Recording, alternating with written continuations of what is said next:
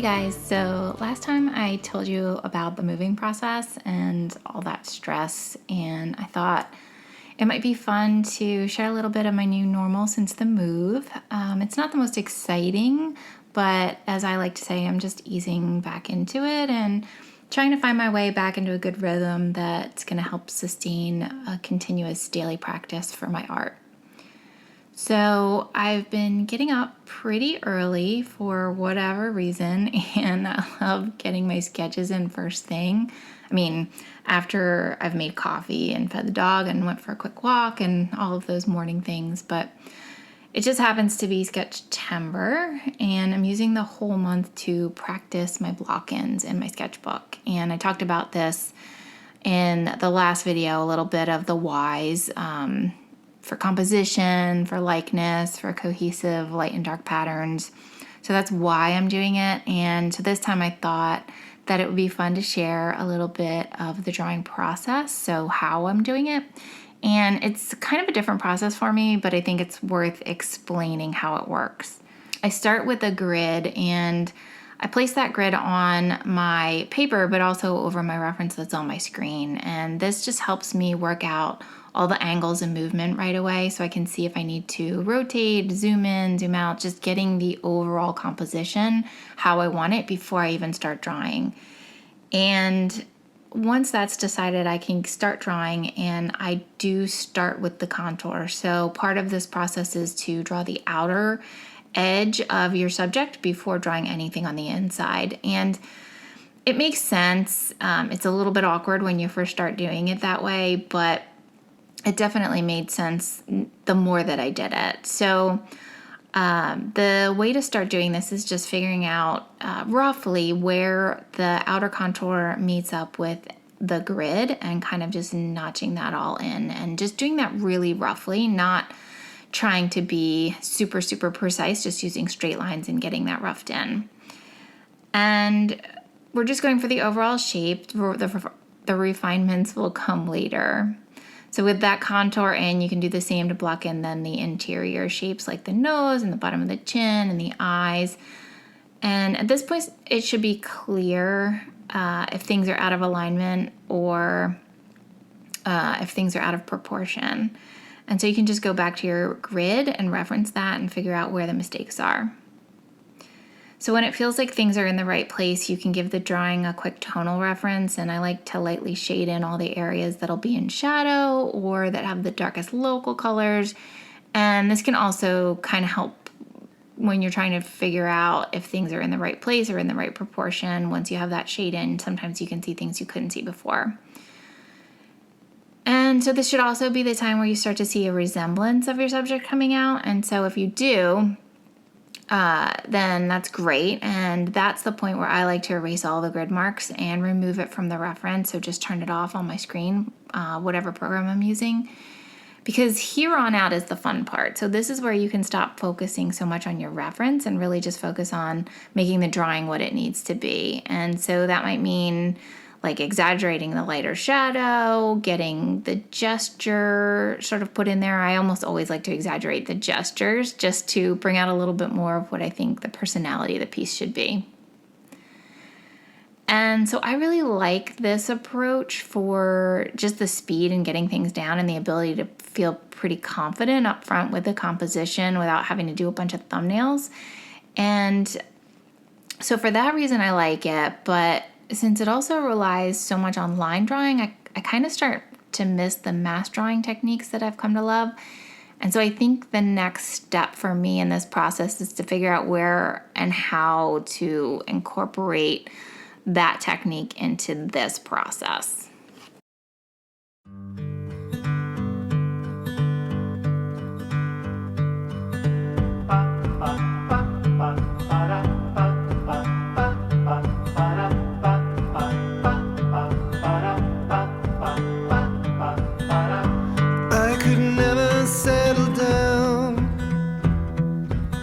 Too far away from my hometown.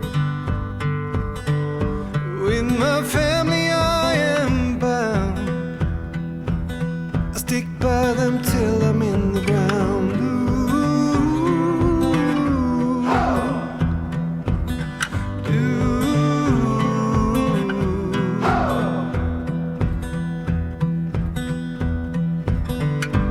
resting on the myth of old. All of the stories I've been told. Secret places hidden where are gone now as far as I can tell.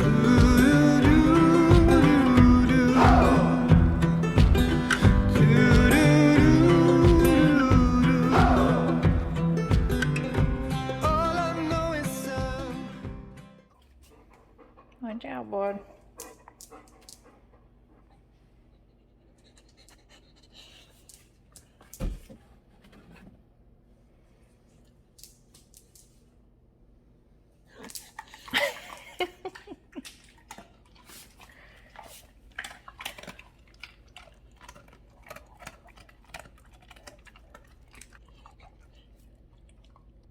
That's all we got.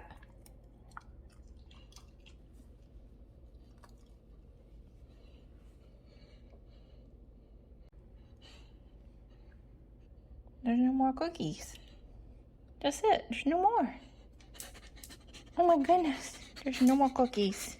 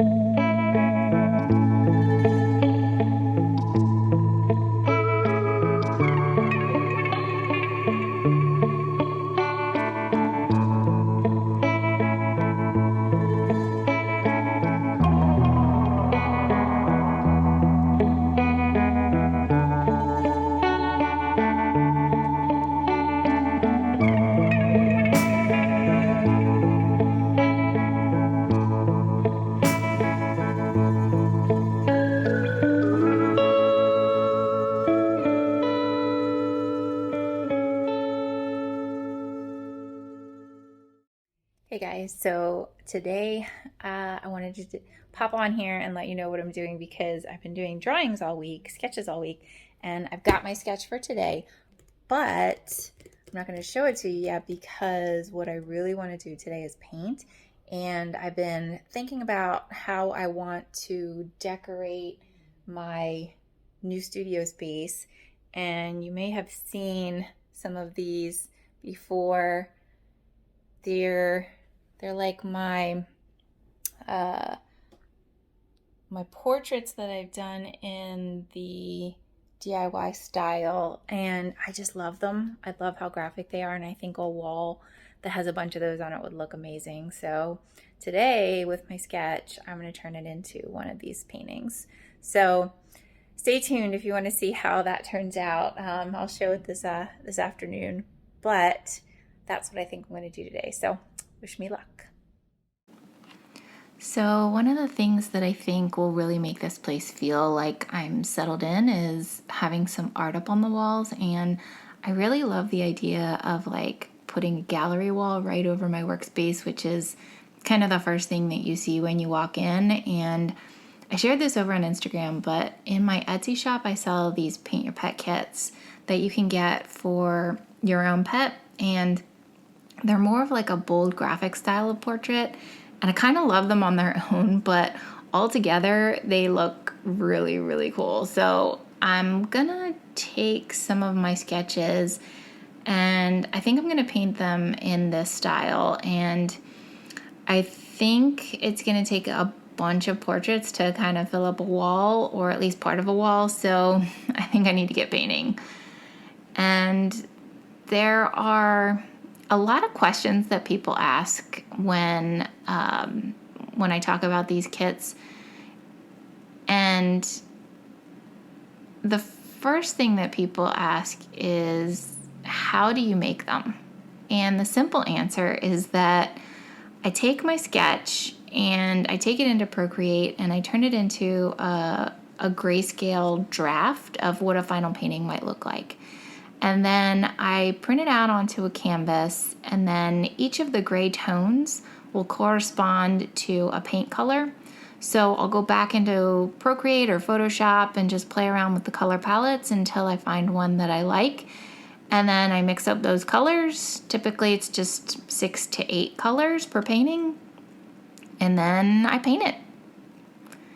The other question that I get is, why do I make them? And again, I have a simple answer. I think everyone should paint. I think it's good for your mental health. I think it's fun. And I think it's a mindful practice that helps ease stress and stimulate parts of the brain that maybe otherwise would not get stimulated by the normal everyday work that we do. And so I think what's actually stopping people from painting is just that they think that they don't know how. And that's what I want these kits to kind of help people overcome, is that obstacle. They make it easy to paint, and once you do that for people, they can just simply enjoy painting, hopefully as much as I do.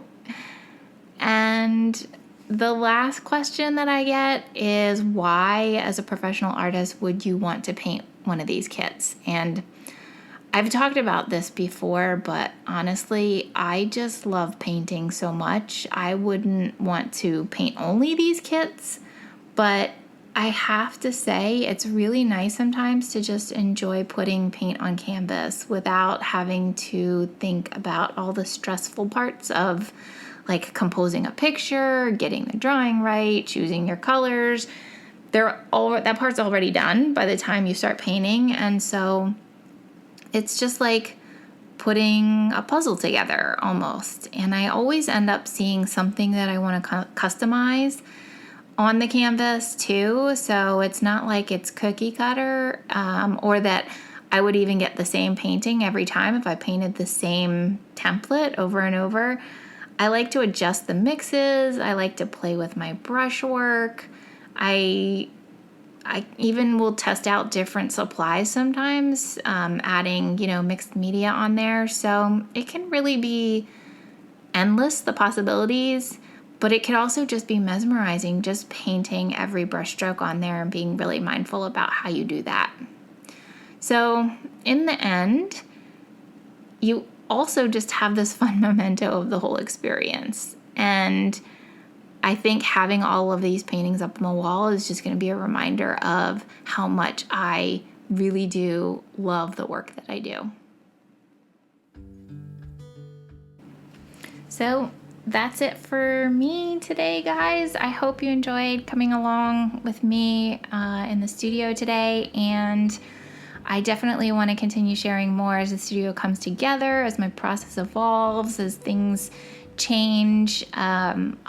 I'll keep you in the loop, especially as I get my gallery wall put up and put together. I can't wait to share that. I can't wait to see it, but I can't wait to share it. So as always, guys, if you want to hear more, if you want to see more, go ahead and like and subscribe. Find me on Instagram.